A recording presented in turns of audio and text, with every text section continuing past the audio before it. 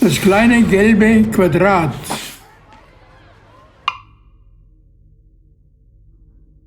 Grandmother was a great yellow circle. Grandfather was a green square and intimately inscribed within her. He was so uniquely devoted to her that for all his flexibility, he loved to rotate.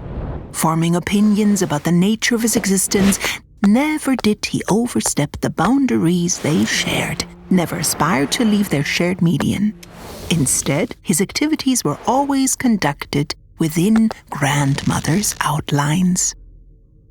Grandmother was a great yellow circle. She was peacefulness personified and perfectly self-assured.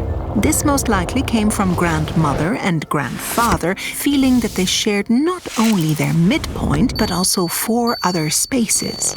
These coordinates, for their part, were bound by such fond brotherliness and utter equality that they would often change places amongst themselves, so that they could, at no point, such as they were, be told apart.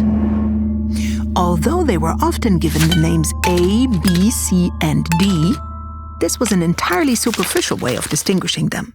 Their sense of a bond inwardly shared amongst themselves and with grandmother and grandfather was, thanks to grandfather's straightness and grandmother's great roundness, never in doubt. And what is more, they were all blue of blood. They were called blue-blooded, and infixed as they were, points. Grandfather also took to calling them, when he was gently rotating in grandmother's ambit, points touching from within.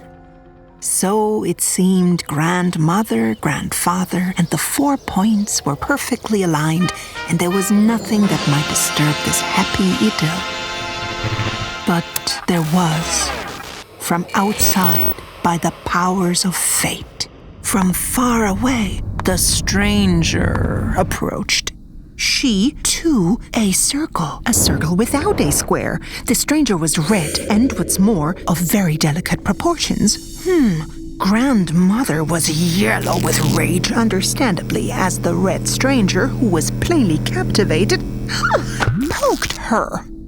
Grandfather, astonished, began to shine greener than ever, and it did not escape his gaze, and what guides us through life more reliably than the evidence of our own eyes, that the red stranger's measurements corresponded rather neatly to those of his own sides. And that was that. The red stranger had inserted herself into him, fitting perfectly, filling him entirely while he gently touched her from the outside. This congress yielded 4 new points. They too were referred to as points, for they had grandfather's straightness in common with the points from grandfather's yellow union. Didn't this change everything? Still, grandmother just went on embracing them all, worried though she was, and as always, the greatest. A great yellow circle.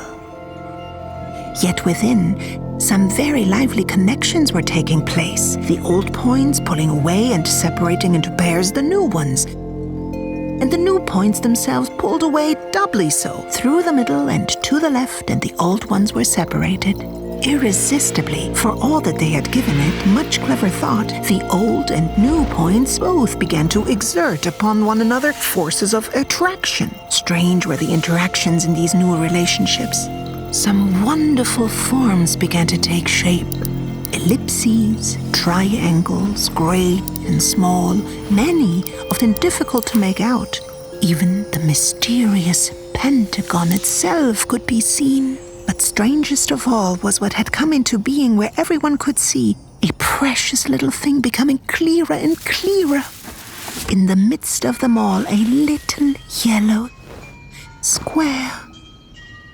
And so grandmother was soothed, for yellow is a color both thoughtful and hopeful.